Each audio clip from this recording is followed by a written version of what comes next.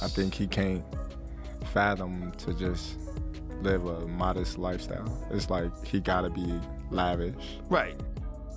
When there's a guy like that that's a big name, usually everybody around him pretends they're looking out for their best interests, but there's always lawsuits later on. You find out someone was stealing money or not paying him what he deserved. There's always a bunch of bullshit involved. Yeah. And even as much money as he's made in his career, which he's probably made as much, if not more money than any boxer ever, like there's all these lawsuits. Like he hasn't been paying things and he owes money on this and owes money on that. And it's like, and then he's got to come out of retirement. Yeah, that's tough. Oh, Floyd, why you posting this and why you posting that? Last time I checked, this is Floyd Mayweather's social media page. Everybody want to control somebody. Me, I'm not gonna be controlled, and I don't want to control nobody. I just want to do me and live my life. The boxing world has been flooded with discussion after fresh reports involving Floyd Mayweather Jr. began circulating across social media and sports news platforms. The controversy centers around claims connected to a substantial child support dispute that has sparked intense public debate. As details spread online, fans, analysts, and critics quickly weighed in with strong opinions about the situation.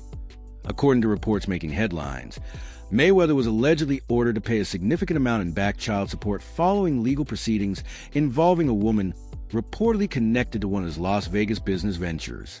The figures being discussed immediately grabbed attention, fueling conversations far beyond the boxing community. As expected, reactions poured in from every direction. Some observers criticized Mayweather's personal decisions despite his enormous wealth and success, while others questioned whether the financial figures being reported were reasonable. Social media quickly became divided, with supporters and critics debating everything from personal responsibility to the legal system itself. As the conversation grew louder, it eventually caught the attention of prominent boxing figures, including Terence Crawford and Joe Rogan, who began discussing the growing controversy and the financial rumors surrounding the undefeated boxing icon. Gotta have those videos where it shows you all the watches, where it opens the case up, you know. All the money, you gotta show that he got $1 million in his backpack. And, you know, he got the latest watch and the latest car, and look what I just bought. And when you get into latest watches and latest cars, you get into that, like, boy, that money goes quick. Yeah. Bugattis are like 3 million. There's watches that are 3-5 million. That's crazy. So you buy a watch and a car, you're down 10. During their discussion, the conversation shifted beyond the legal headlines and focused on Floyd Mayweather's famously extravagant lifestyle. Over the years, Mayweather has built a public image around luxury, frequently showcasing expensive jewelry, exotic cars, private jets, and massive cash collections. That image has become one of the defining parts of his brand. However, Crawford and Rogan question whether maintaining such a high-profile lifestyle can create pressure regardless of how much money someone has earned throughout their career. Even athletes who generate enormous wealth can face financial obligations that continue long after their competitive prime. The discussion raised broader questions about celebrity spending habits and whether public appearances sometimes hide private challenges. While neither suggested Mayweather was struggling financially, both acknowledged that constant spending and maintaining a lavish image can create expectations that become increasingly difficult to sustain over time. I mean, look at Floyd. Like, Floyd spends money like it's a tap. Like he's got a tap, just like unlimited amount of money.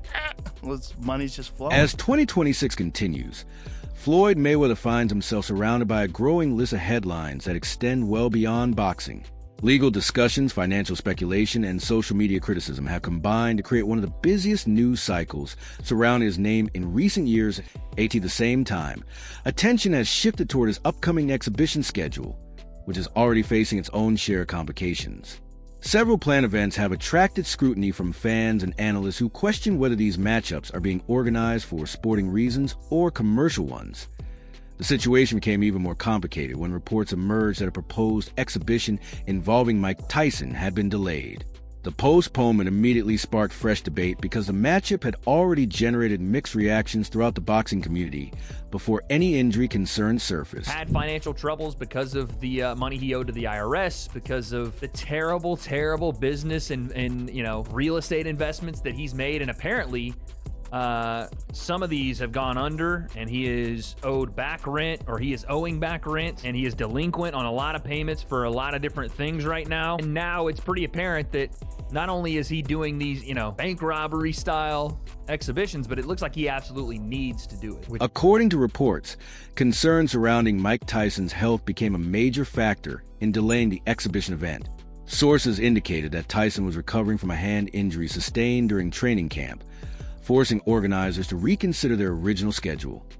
Images and reports suggesting Tyson was undergoing recovery quickly circulated online, leading many fans to question whether the fight should move forward at all.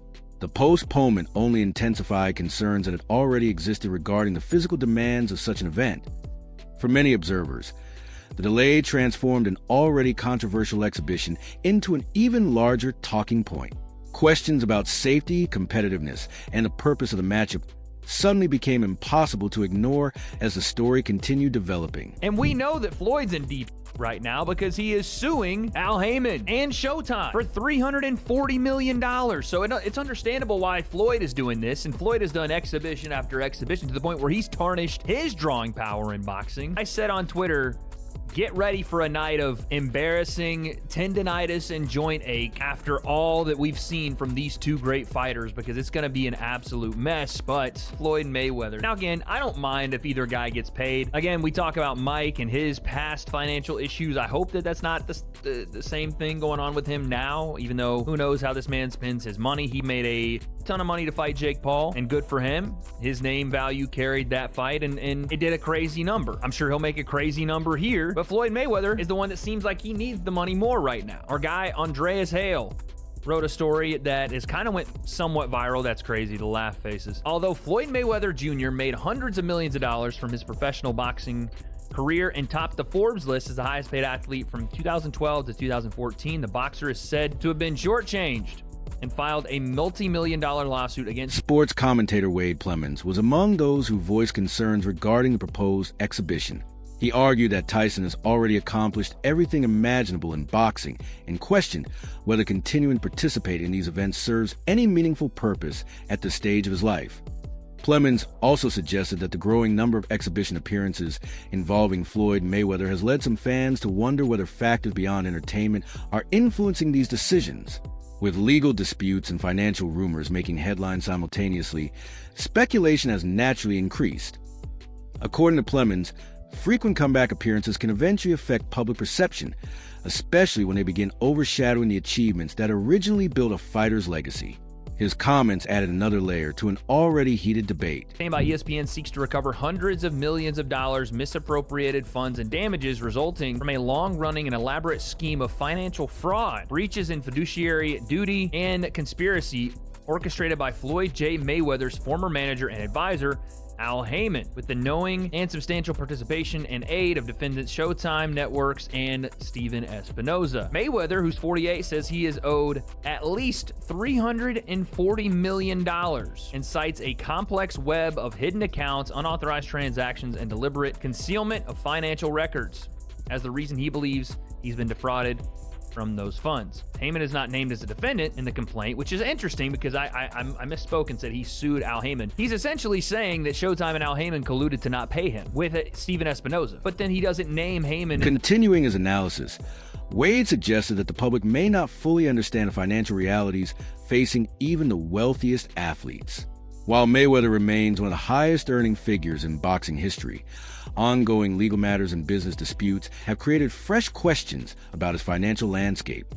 Plemons pointed specifically to reports involving a major lawsuit connected to business dealings and broadcasting relationships that allegedly involve hundreds of millions of dollars. The figures discussed in those reports attracted significant attention throughout the sports world. Although the claims remain part of an ongoing legal process, their sheer scale has fueled speculation about whether some of Mayweather's recent activities are connected to larger financial concerns behind the scenes. Those questions continue to generate discussion among boxing fans and industry insiders alike. Not the biggest fan of Floyd Mayweather as an individual outside of the ring, but I never want to see athletes have their money mismanaged or mismanage their own money so badly that they go broke in retirement, and it looks like that's kind of what's happening. And here's a snippet from Business Insider because it made me want to pay for the entire article. Business Insider is reporting that Floyd Mayweather could be facing money trouble, citing an estimated $54 million in debt, property foreclosures, multiple lawsuits piling up. Mayweather's attorney strongly denies he's any kind of financial distress, but the headlines aren't slowing down. $54 million alleged dollars in debt. So it makes sense why they would want to do this, and it's strictly for money. Let's be honest. This is a clear money grab, but this is going to be a terrible fight. This is not going to be a fight that anyone outside of watching Mike Tyson walk to the ring and the idea that maybe he'll knock out the little guy in Floyd that Tyson for a long time didn't like. For a long time called Floyd a small little angry man or a small little scared man because he couldn't walk his kids to school by himself, mainly because Floyd had, he kind of disrespected. According to legal filings referenced in various reports, Mayweather believes financial losses tied to alleged unauthorized transactions and concealed business dealings may have had a significant impact on his earnings. The amount being discussed has become one of the most talked about aspects of the dispute. Whether those allegations ultimately hold up in court remains to be seen. However, the lawsuit has added another major storyline to an already crowded news cycle surrounding the boxing legend. When combined with exhibition announcements, child support headlines, and online speculation, the legal battle has created an environment where nearly every move Mayweather makes receives immediate scrutiny. For many observers, the timing of everything happening simultaneously has only increased public curiosity. Now they're stepping into this exhibition. There's not going to be any weight classes, obviously, and there's not going to be really any winner to this, and I think we're all going to lose. I think us, the fans, are going to lose a big time because, again, I told you guys years ago that there is a certain brand of combat sports that does diminish fighters of the past, and it's the crossover scene. A prime for prime matchup. It would have made no sense to have happened, but if it did, Mike Tyson at 215 pounds, should he land at all on Floyd Mayweather, was going to send him to a different stratosphere. Now, again, we understand the reasoning behind this, and I want both guys to get paid, but this is just going to be sad, and this is why I said sometimes you need to preserve your legacy, and I know Floyd says, legacy don't pay my bills, and clearly he's got a lot to pay. Maybe the same with Mike, but there's a certain portion of the population that's going to look at these two and think, what? This was the greatest heavyweight of an era. This was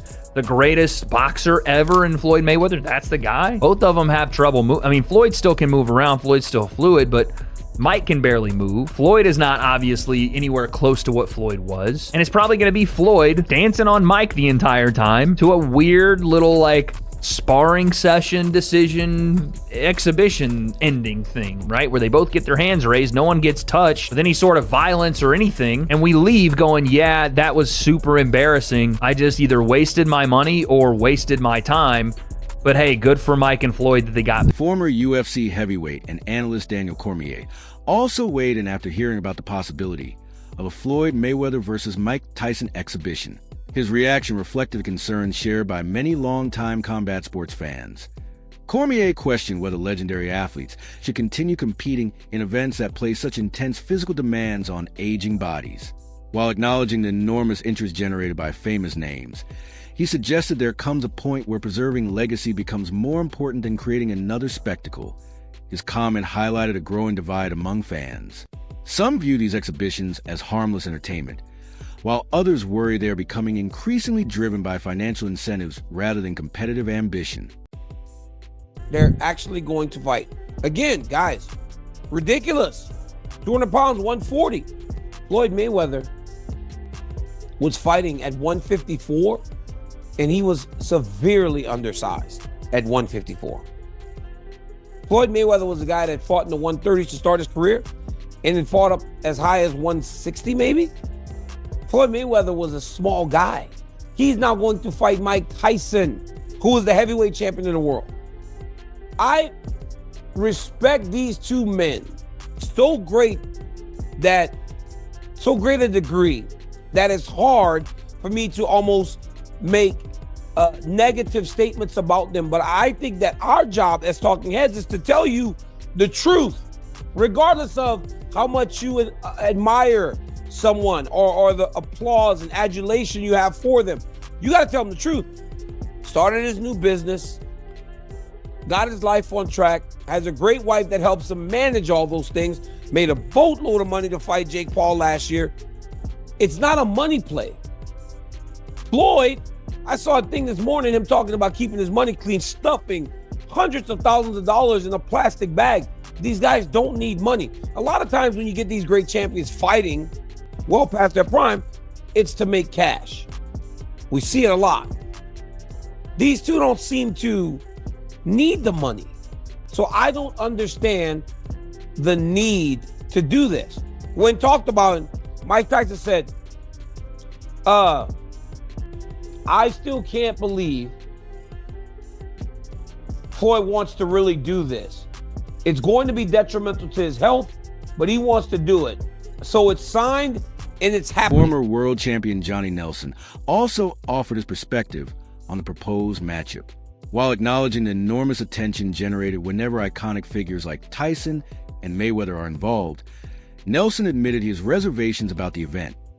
From his viewpoint, the discussion goes beyond simple fan interest. Questions about age, preparation, and physical readiness become increasingly important when veteran athletes continue returning to competition. Nelson emphasized that nostalgia can attract audiences, but it should never outweigh concerns about safety and performance. His remarks echo the concerns being raised throughout the boxing community as anticipation continued to build.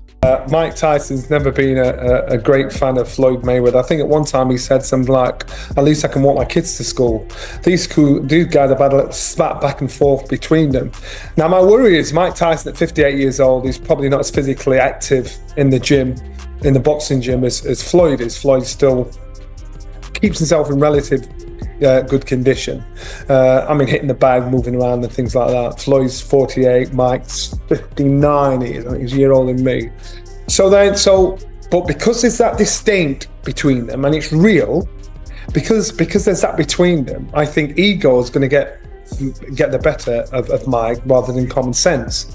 Common sense is Mike Tyson, Floyd Mayweather in the day. You look at the size difference between these two. Mike Tyson would eat him alive. But now he's 59 years old, and that style suits a young man. It doesn't suit an old man.